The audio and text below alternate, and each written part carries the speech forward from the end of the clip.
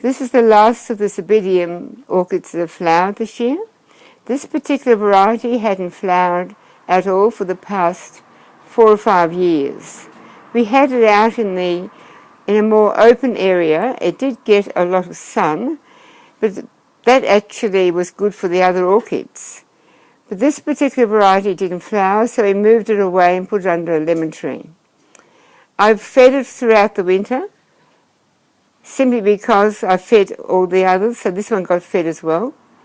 And then to my surprise, it began to shoot up several spikes, and this is the result of it.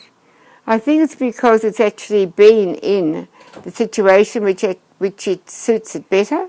I guess being a lighter orchid, it's suited more for more shady area.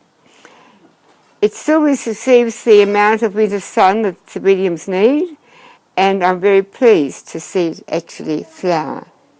It's beautiful. Thank you.